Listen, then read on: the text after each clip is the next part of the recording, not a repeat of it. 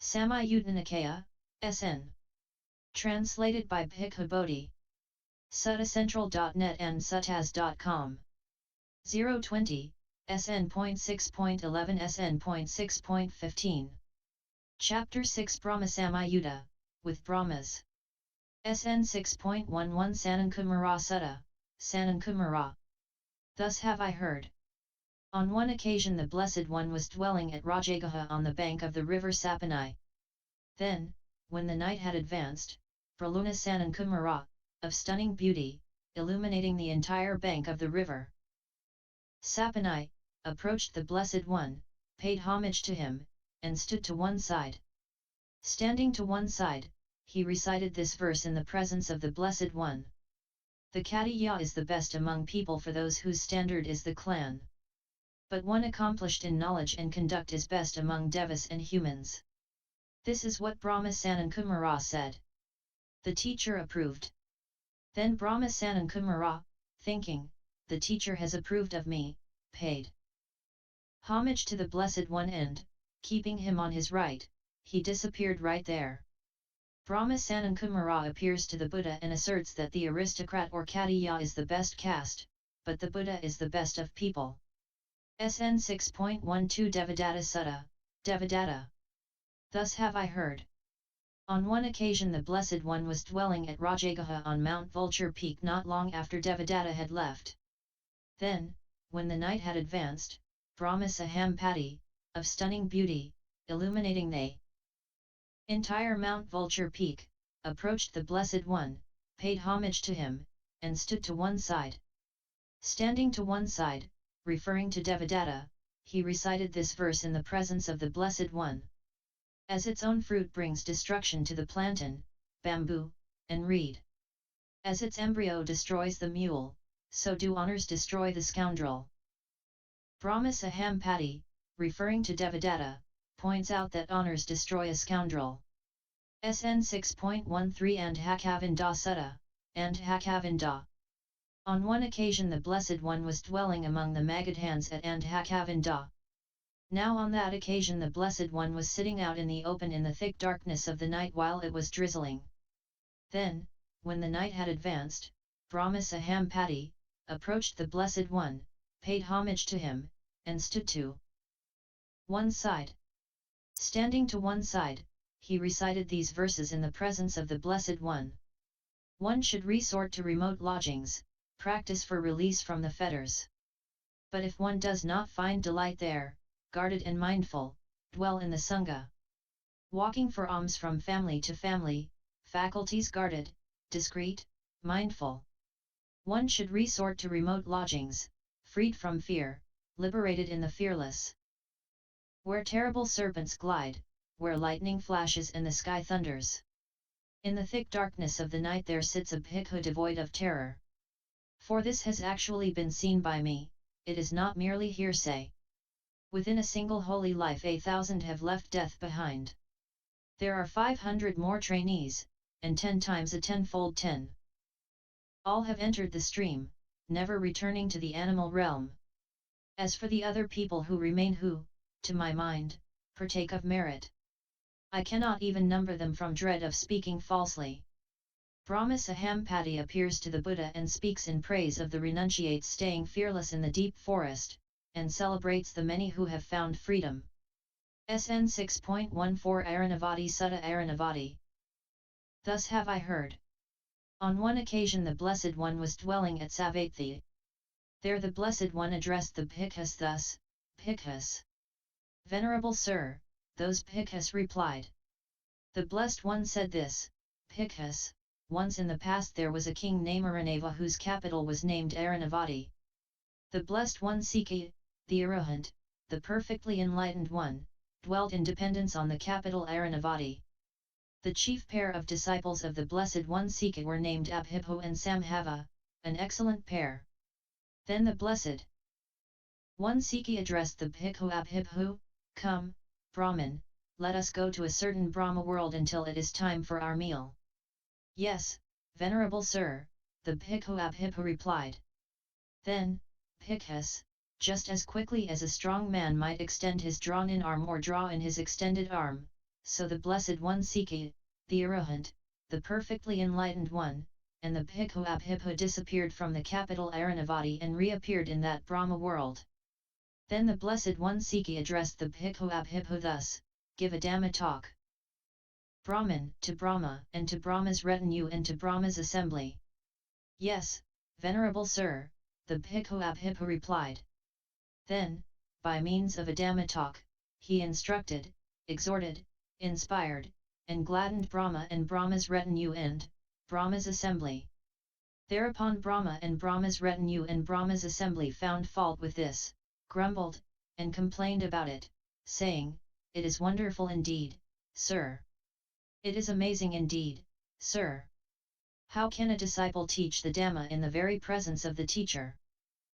Then, Bhikkhus, the Blessed One Sikhi addressed the Bhikkhu Abhibhu thus, "Brahman, Brahma, and Brahma's retinue and Brahma's assembly deplore this, saying, Lilt is wonderful indeed, sir. It is amazing indeed, sir. How can a disciple teach the Dhamma in the very presence of the teacher?" Well then, Brahman, stir up an even greater sense of urgency in Brahma and in Brahma's retinue and in Brahma's assembly. "Yes, Venerable Sir," the Bhikkhu Abhibhu replied. Then he taught the Dhamma with his body visible, and with his body invisible, and with the lower half of his body visible and the upper half invisible, and with the upper half of his body visible and the lower half invisible. Thereupon, Bhikkhus, Brahma and Brahma's retinue and Brahma's assembly were struck with wonder and amazement, saying, "It is wonderful indeed, sir. It is amazing indeed, sir. How the ascetic has such great power and might." Then, Bhikkhus, the Bhikkhu Abhibhu said to the Blessed One Sikhi, the Arahant, the perfectly enlightened one, "I recall, Venerable Sir, having made such a statement as this in the midst of the Bhikkhu Sangha friends, while standing in the Brahma world I can make my voice heard throughout the thousand-fold world system. Now is the time for that, Brahman. Now is the time for that, Brahman. While standing in the Brahma world you should make your voice heard throughout the thousand-fold world system." "Yes, Venerable Sir," the Bhikkhu Abhibhu replied. Then, while standing in the Brahma world, he recited these verses. "Arouse your energy, strive on. Exert yourself in the Buddha's teaching. Sweep away the army of death as an elephant does a hut of reeds. One who dwells diligently in this Dhamma and discipline, having abandoned the wandering on in birth, will make an end to suffering." Then, Bhikkhus, having stirred up a sense of urgency in Brahma and in Brahma's retinue and in Brahma's assembly, just as quickly as a strong man might extend his drawn-in arm or draw in his extended arm, the Blessed One Sikhi, the Arahant, the perfectly enlightened one, and the Bhikkhu Abhibhu disappeared from that Brahma world and reappeared in the capital Aranavati. Then the Blessed One Sikhi addressed the Bhikkhus thus, "Bhikkhus, did you hear the verses that the Bhikkhu Abhibhu recited while he was standing in the Brahma world?" "We did, Venerable Sir." "What were the verses that you heard, Bhikkhus?" "We heard the verses of the Bhikkhu Abhibhu thus. Arouse your energy, strive on. Will make an end to suffering. Such were the verses that we heard the Bhikkhu Abhibhu recite while he was standing in the Brahma world." "Good, good, Bhikkhus. It is good that you heard the verses that the Bhikkhu Abhibhu recited while he was standing in the Brahma world." This is what the Blessed One said. Elated, those Bhikkhus delighted in the Blessed One's statement. The Buddha tells a story of the past Buddha Sikhi and his disciple Abhibhu. They visit a Brahma realm where they perform many astounding feats and give teachings. SN.6.11 Parinibbana Sutta, Final Nibbana. On one occasion the Blessed One was dwelling at Kusinara in Upavatana, the sal tree grove of the Malans, between the twin sal trees, on the occasion of his final Nibbana. Then the Blessed One addressed the Bhikkhus thus, "Now I address you, Bhikkhus, formations are bound to vanish. Strive to attain the goal by diligence." This was the last utterance of the Tathagata.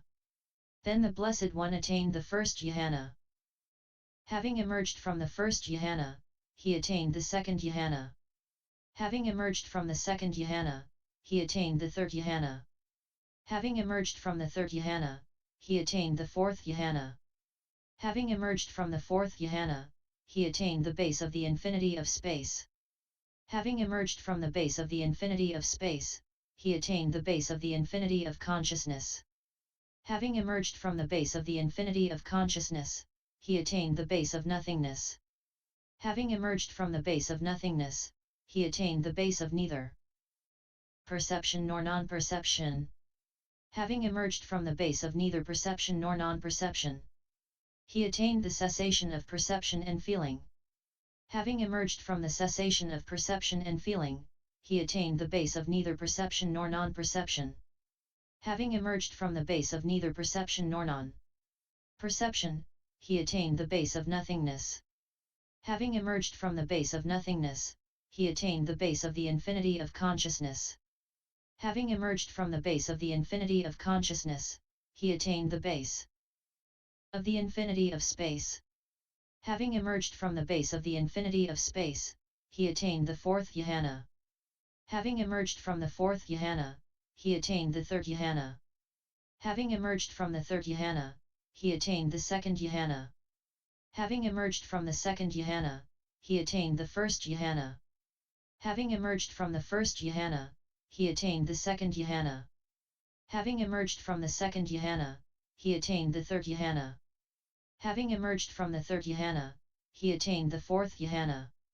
Having emerged from the fourth Jhana, immediately after this the Blessed One attained final Nibbana. When the Blessed One attained final Nibbana, simultaneously with his final Nibbana Brahma Sanankumara recited this verse.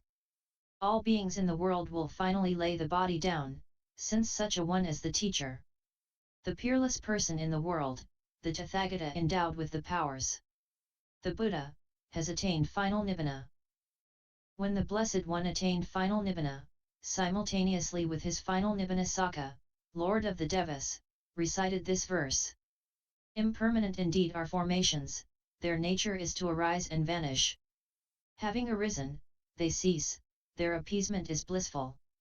When the Blessed One attained final Nibbana, simultaneously with his final Nibbana the Venerable Ananda recited this verse. Then there was terror, then there was trepidation. When the One perfect in all excellent qualities, the Buddha, attained final Nibbana. When the Blessed One attained final Nibbana, simultaneously with his final Nibbana the Venerable Anuruddha recited these verses. There was no more in and out breathing in the stable one of steady mind. When unstirred, bent on peace, the one with vision attained final Nibbana. With unshrinking mind he endured the pain, like the quenching of a lamp was the deliverance of the mind. After the Buddha became finally extinguished, Brahma Sanankumara led a series of distinguished beings who uttered verses in commemoration. References 1. www.accesstoinsight.org 2. https://sutacentral.net/ 3. The Connected Discourses of the Buddha